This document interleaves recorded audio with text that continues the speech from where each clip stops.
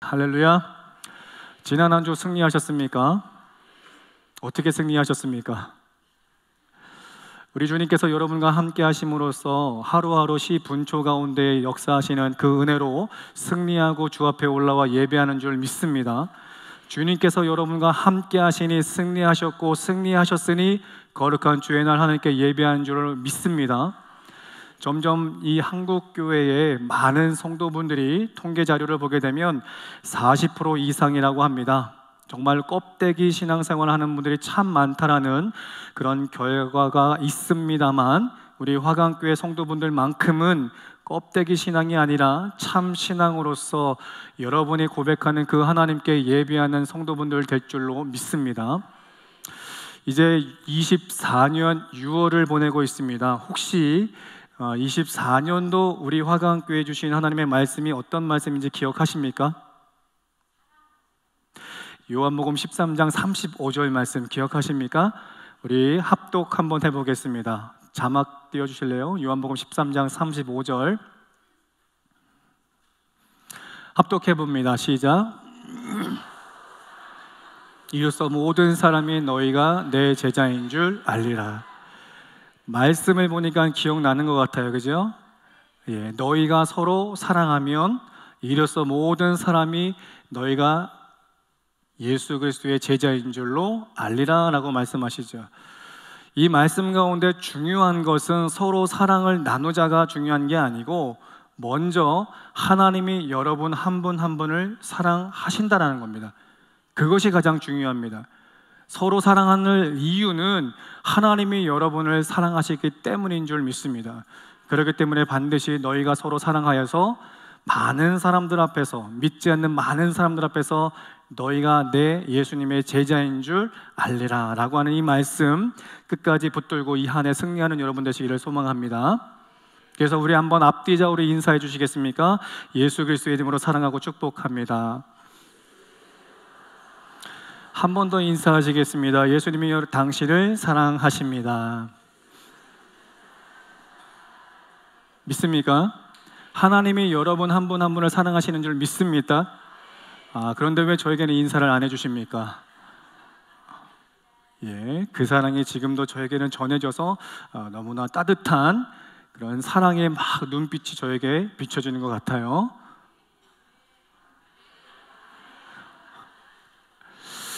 예, 오늘 함께 나눈 말씀 사무엘상은 역사서입니다. 역사서라고 한다는 것은 시대의 그 시간 속에서 하나님께서 하나님의 사람들을 중심으로 구속사에 대해서 이야기를 하는 것이죠.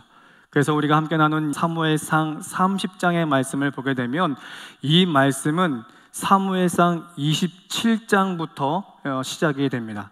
그래서 27장 1절로 이하에 먼저 말씀을 보게 되면 이런 말씀을 하십니다. 다윗이 그 마음에 생각하기를 내가 후일에는 사울의 손에 붙잡히리니 블레셋 사람들의 땅으로 피하여 들어가는 것이 좋으리로다. 사울이 이스라엘 온 영토 내에서 다시 나를 찾다가 단념하리니 내가 그의 손에서 벗어나리라 라고 이야기를 하죠. 지금 이 본문의 배경을 보게 되면 다윗은 사울로부터 끊임없이 쫓김을 당하고 환난과 고난 가운데 있습니다.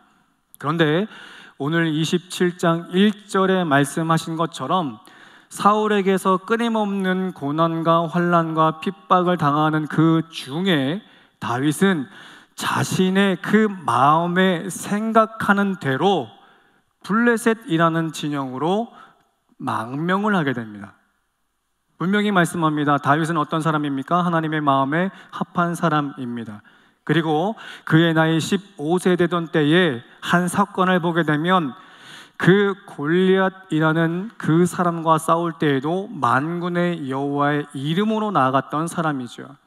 그래서 우리가 잘 알고 있는 것처럼 다윗은 어느 상황 가운데 있어서도 여호와의 이름을 붙들고 가는 자, 어떤 상황 가운데 있어서 늘 하나님께 기도하는 자라고 우리는 이해하고 있습니다.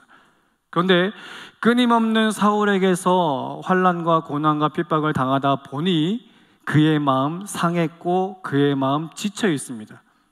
상하고 지쳐있는 그 상황 가운데 있어서 사무엘상 27장 1절의 말씀을 보니 하나님께 기도했던 자의 모습이 아닌 당신의 마음에 생각하기를 사울을 피하여 블레셋 진영으로 가고 싶다라는 것입니다.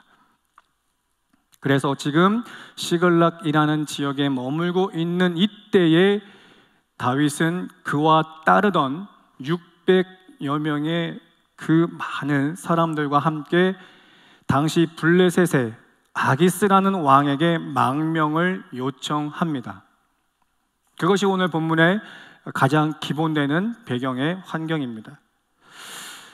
하나님의 사람이 하나님의 말씀을 쫓음이 마땅합니다만 하나님의 사람이라고 불렸던 다윗조차도 지금의 환경 가운데 있어서 하나님을 보지 아니하고 당신의 마음의 생각대로 그 600명의 불량배들과 함께 블레셋의 망명을 요청했다라는 것이죠.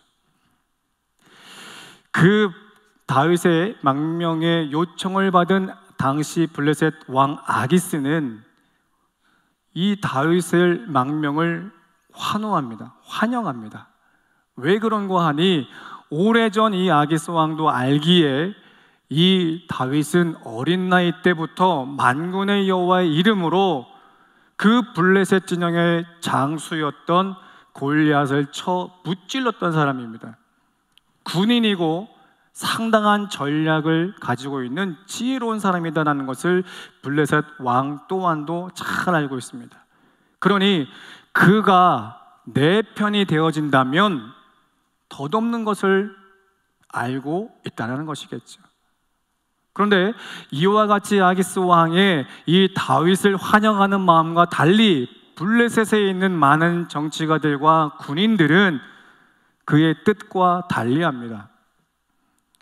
그가 어떤 마음을 품고 블레셋 진영, 우리 진영에 와서 어떤 상황을 만들지 모르니 그를 못 믿겠다라는 것이죠. 그래서 그 왕과는 생각을 달리하여 이 다윗을 다시금 블레셋으로부터 쫓아냅니다.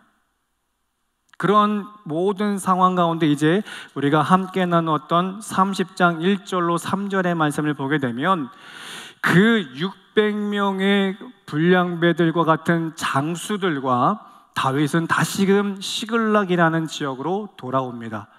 그런데 잠깐 비웠던 그 사이에 이 다윗을 끊임없이 괴롭혔던, 그리고 이스라엘 백성들을 끊임없이 괴롭혔던 아말렉이라는 민족이 쳐들어와서 이 시글락이라는 지역의 모든 것을 불지릅니다.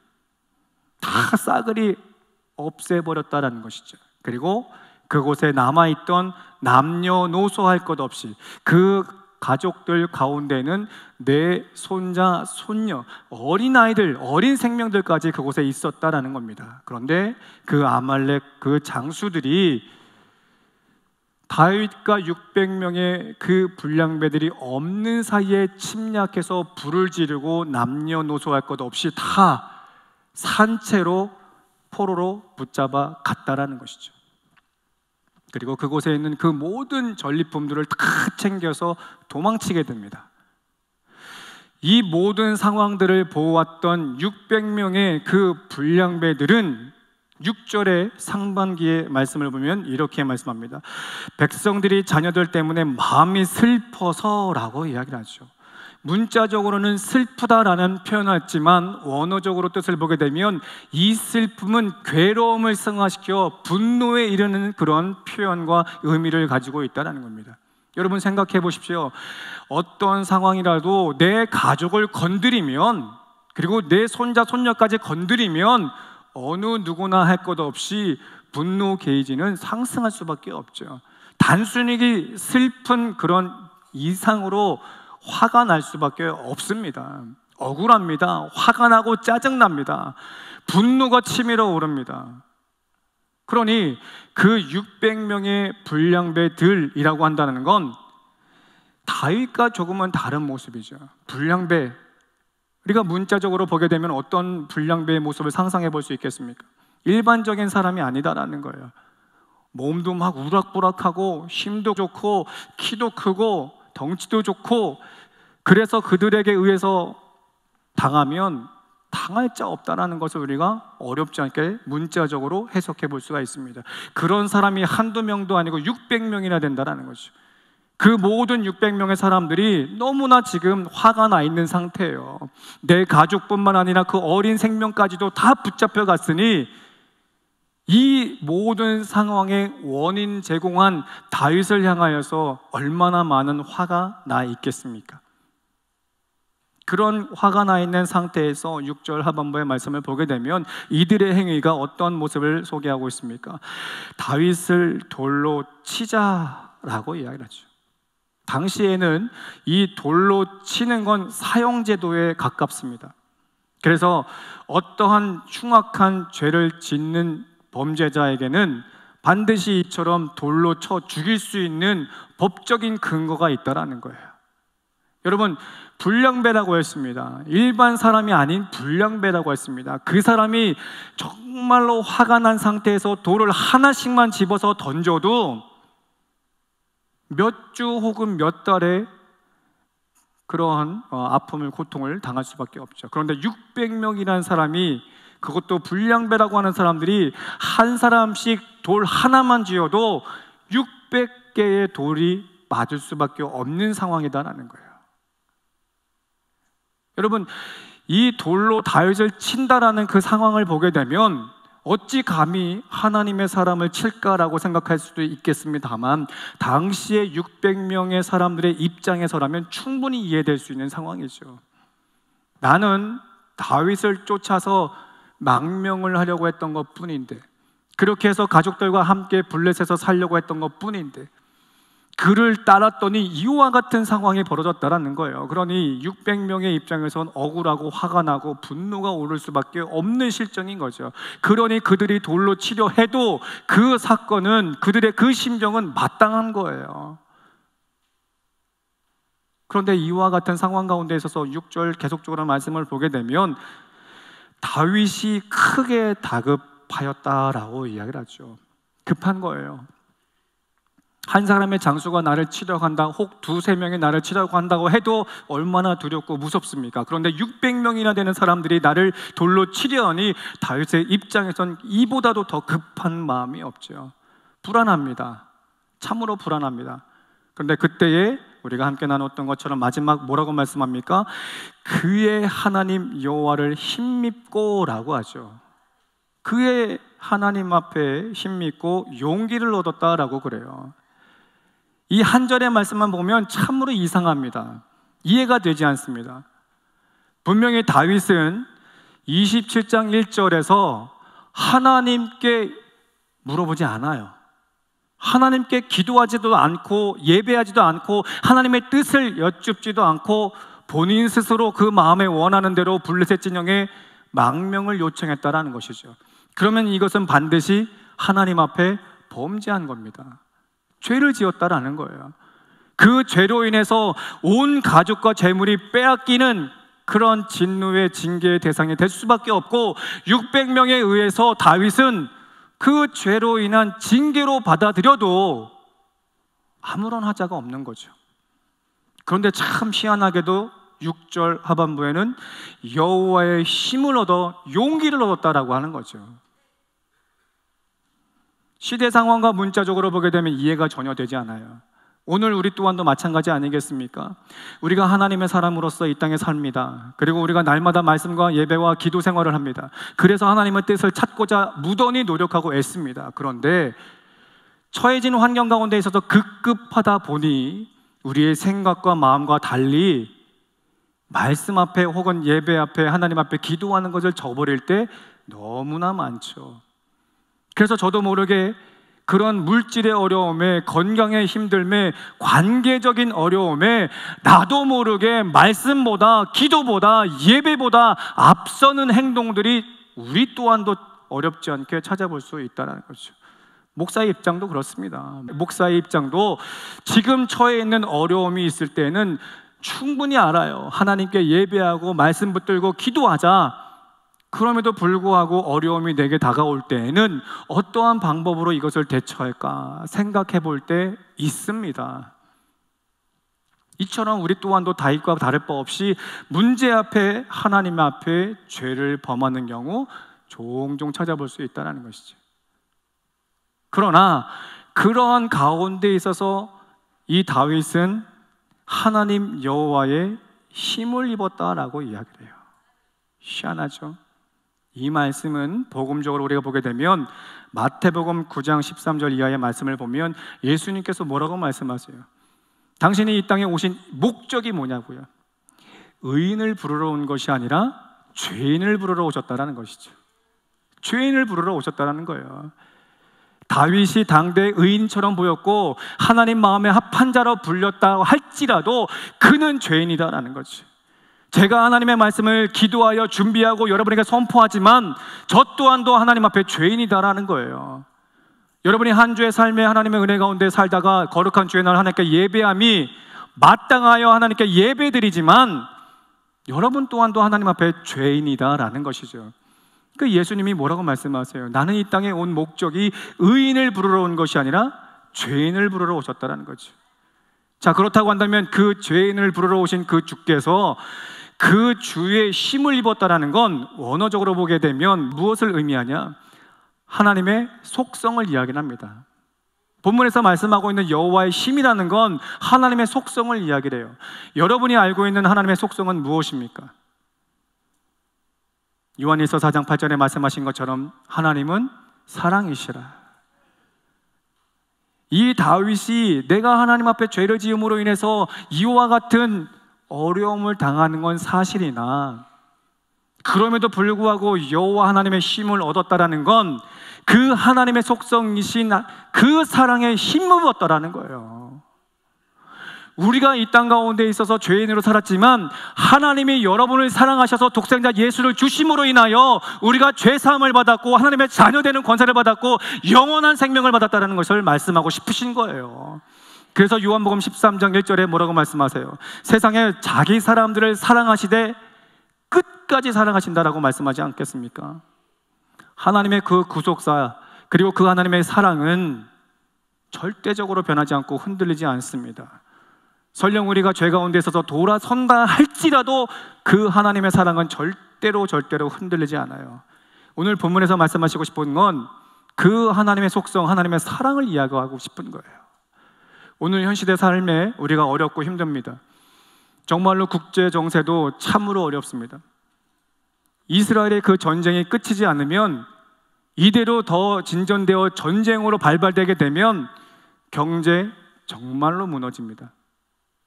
러시아 우크라이나 전쟁으로 인해서 우리가 얼마나 많은 피해를 받고 있습니까? 3년의 코로나 때문에 우리가 얼마나 어려운 힘든 가운데 있었습니까? 그 모든 것들로 인해서 경제가 무너진 것 우리가 지금 피부로 와닿고 있잖아요. 전쟁, 전염병, 기근, 하나님께서 구약시대에 하나님의 백성들을 부르시는 유일한 방법이에요. 왜? 선지자들을 통해서 하나님께서 부르셨습니다만 듣지 않으니까. 하나님의 종들을 통해서 하나님께 나와서 예배하고 하나님 앞에 기도하라 끊임없이 선지자들을 통해서 말씀하셨지만 어느 누구도 듣지 않지 않습니까? 이사야, 예레미야 시대에 그 수많은 왕들을 보십시오. 여호야김, 시드기야, 그 3대에 걸치는 왕들 앞에 예레미야는 끊임없이 이야기를 합니다. 하나님께 나와 예배하라. 엘리야 또한도 그 바알 선지자 450명 앞에 무엇을 이야기를 하는 거예요? 여호와의 제단을 수축해라 라고 하지 않습니까? 남유다의 4번째 여호사밧 그리고 남유다의 13번째 히스기야 왕을 보십시오. 끊임없이 암몬과 모압의 연합해서 그들을 치려고 할 때 여호사밧은 먼저 하나님께 예배합니다. 하나님께 기도합니다. 아수르의 그 사내립의 끊임없는 공격에 히스기야는 하나님 앞에 먼저 예배합니다. 하나님께 기도합니다. 말도 안 되죠. 여러분, 말이 안 돼요. 군인들이 우리들을 치려고 할 때 우리 또한도 군사력을 갖추고 정비해야 되는 게 맞는 것 아닙니까? 그런데 그분들은 하나님께 예배합니다. 하나님께 기도합니다. 왜요? 그분은 창조주예요. 전능자예요. 능치 못함이 없어요. 시공간을 초월하시는 분이에요. 그러니 그분이 기뻐하는 예배를 드릴 수밖에 없죠. 그러니 그분 앞에 기도할 수밖에 없죠. 오늘 다윗은 당신의 죄로 인하여서 비록 징계를 받고 있지만 의인이 아닌 죄인을 찾아오신, 그래서 사랑하시되 끝까지 사랑하시는 그 여호와 하나님 앞에 힘입어서 용기를 얻었다라는 거예요. 그분의 그 사랑이 어떤 사랑입니까? 요한복음 3장 16절에 하나님이 세상을 이처럼 사랑하사 독생자 예수를 주셨으니 이는 저를 믿는 자마다 멸망치 않고 영생을 얻게 하려 하십니다. 여러분, 우리가 너무나 어렸을 때부터 잘 알고 있던 말씀이에요. 근데 그 말씀이 우리네 가슴에 새겨지지가 않아요. 왜? 세상이 너무나 어렵고 힘드니까. 그래서 하나님보다도 내가 빨리 무언가를 해결해야 되는 그 상황에 있어서 하나님의 사랑을 놓쳐버릴 때가 너무나 많다는 거죠. 여러분, 그 하나님의 사랑을 놓쳐버리면 우리도 어쩔 수 없어요. 그러나 이 본문으로 돌아와서 다윗은 그 하나님의 사랑을 놓지 않았다라는 거예요. 내가 비록 하나님 앞에 죄를 범했다 할지라도 그분의 그 사랑의 손을 놓지 않았다라는 거예요. 여러분, 요한복음 13장 35절 우리가 함께 나누었습니다. 그래서 그 중에 무엇보다 중요한 건 뭐라고 말씀했어요? 하나님이 여러분을 사랑하시는 것, 그게 중요하다라고 이야기를 했잖아요. 하나님이 여러분을 사랑하시니 너희도 사랑하라 말씀하셨잖아요. 여러분들이 여러분과 함께 서로 사랑하고 함께 협력하고 선을 이루며 일치하면 그 모습을 바라보는 많은 세상 믿지 않는 자들이, 이야, 화강교회 성도들은 참 예수님의 제자구나. 노맨입니까? 뭐 아멘이 휴거 됐습니까? 하나님은 여러분을 사랑하세요. 그거 잊지 마세요. 비록 내가 죄지어서 징계받는 것처럼 보일지라도 다윗은 그 하나님의 사랑을 잊지 않았던 거예요. 그래서 그분의 그 사랑에 힘입어서 무엇을 하느냐? 7절로 이하의 말씀을 보게 되면 대제사장만이 할 수 있는 에봇을 갖고 오라는 거예요. 에봇은 결코 대제사장만이 할 수 있는 의복입니다. 그런데 그가 그와 같이 에봇을 가져오라고 하는 이유는 내가 목숨을 걸고 기도하겠다는 거예요. 그런데 그 에봇 안에는 무엇이 있습니까? 우림과 둠밈이 있다는 거죠. 우림과 둠밈은 무엇을 의미해요? 하나님의 뜻을 알리겠다라는 거예요. 여러분, 우리가 기도할 때 지금 처해 있는 환경에 하나님 어려우니 도와주세요라고 하는 기도도 중요하지만 먼저 우리가 기도할 것, 무엇을 먼저 기도해요? 먼저 그의 나라와 의를 구하는 것이 우리들에게 먼저 우선순위의 기도 제목이 되어야 되는 거예요. 다윗은 그것을 너무나 잘 알고 있는 거예요. 우림과 둠밈이 있는 에봇을 가져와라. 즉 하나님의 뜻을 먼저 내가 구하겠다라는 거죠. 하나님, 아말렉 사람에 의해서 내 가족이 다 빼앗겼고 재물도 다 빼앗겼으니 이것을 회복시켜 주십시오라고 기도하는 것이 아니에요. 하나님, 내가 이제 그 우림과 둠림을 가지고 하나님 앞에 기도할 때 하나님, 내가 우리 함께하는 자들과 치러 가야 되겠습니까? 회복할 수 있겠습니까? 하나님의 뜻은 무엇입니까? 뭐라고 그래요? 가라. 회복할 수 있고 찾을 수 있다라고 말씀하시잖아요. 그러면서 그 600명의 불량배들 가운데에 피곤한 200명을 제외한 400명과 함께 가죠. 그래서 18절로 이하 20절의 말씀을 보게 되면 잃어버렸던 모든 것을 다 찾아 회복합니다. 여러분, 여러분의 처해 있는 그 모든 환경 가운데 있어서 하나님의 뜻을 먼저 구하십시오. 그렇다고 한다면 그분은 반드시 여러분에게 말씀하실 거예요. 그리고 그 말씀대로 하세요. 결코 400명 가지고 아말렉 칠 수가 없어요. 그럼에도 불구하고 하나님의 말씀이니 붙들고 가서 쳐 죽이고 다 찾아오지 않습니까? 말씀에 순종하세요. 우리가 할 수 없는 것 같지만 당신이 말씀하시니 그 말씀에 붙들고 나가면 하나님은 반드시 회복 주실 줄로 믿습니다. 그런데 중요한 건 이제부터예요. 그 모든 것을 회복한 후 우리는 어떤 삶을 살아야 돼요? 요한복음 13장 35절에 뭐라고 말씀합니까? 하나님이 나를 사랑하심을 믿고 너희가 서로 사랑하면 많은 사람 앞에 뭐라고 그랬어요?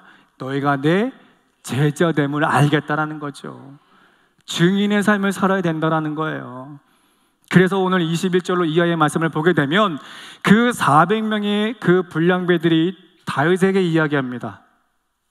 그 200명은 자기들끼리 피곤해서 따라오지 않았고 우리랑 같이 싸우지 않았으니 이 전리품들은 그들에게 줄 필요가 없습니다라고 이야기를 하죠.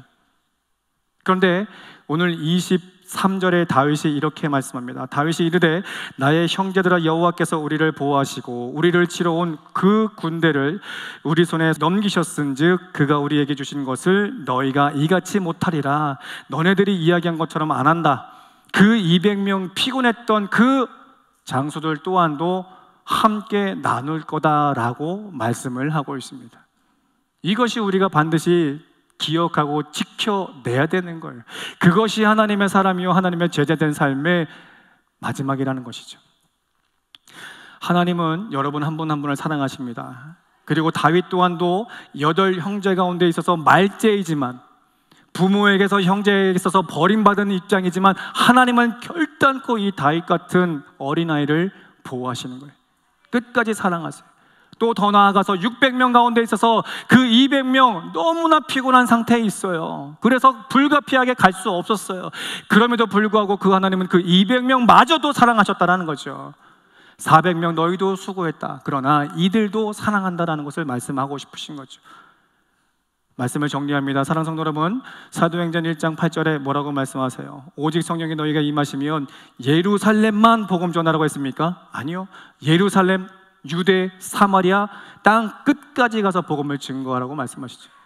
마태복음 28장 19절로 20절에 뭐라고 말씀합니까? 너희는 가서 모든 족속으로 제자를 삼아 아버지와 아들과 성령의 이름으로 세례주고 내가 너희에게 분부한 모든 것을 가르쳐 지키게 하라. 볼지어다 내가 세상 끝날까지 내가 너희와 함께 할 것을 말씀하세요. 하나님은 너네들이 받은 은혜 받은 이곳에서만의 삶을 이야기하지 않아요. 하나님의 사랑을 받은 너희가 반드시 예루살렘, 유대, 사마리아 땅 끝까지 너희는 가서 모든 족속으로 증인된 삶을 살아감이 우리들의 사명인 줄로 믿습니다. 사랑하는 성도 여러분, 오늘 이 본문의 말씀 다윗을 잘 우리가 생각해 봤으면 참 좋겠습니다. 분명 하나님 앞에 죄를 지어서 징계를 받고 있는 상황이지만 그 한없는 하나님의 그 사랑, 끝까지 사랑하시는 그 사랑 안에 힘입어서 하나님 앞에 기도합니다. 기도할 때 우림과 둠림, 즉 하나님의 뜻을 구하는 기도였어요. 그 하나님의 뜻을 구할 때에 하나님께서 말씀하신 대로 적은 400명의 인원이지만 순종하여 행할 때에 하나님의 역사는 일어납니다. 그리고 돌아와서 모든 것을 회복한 후에 서로가 사랑할 때에 제자됨을 알리라 라고 말씀하셨던 것처럼 이 한 주 이 말씀 붙들고 하나님의 뜻에 따를 수 있는 여러분 되시기를 간곡히 소망하고, 그로 인하여 하나님의 삶의 증인된 삶을 살아가 이 시대에 참된 증인의 삶을 살아가는 우리 화강 귀한 성도 될 수 있기를 예수 그리스도의 이름으로 축복합니다.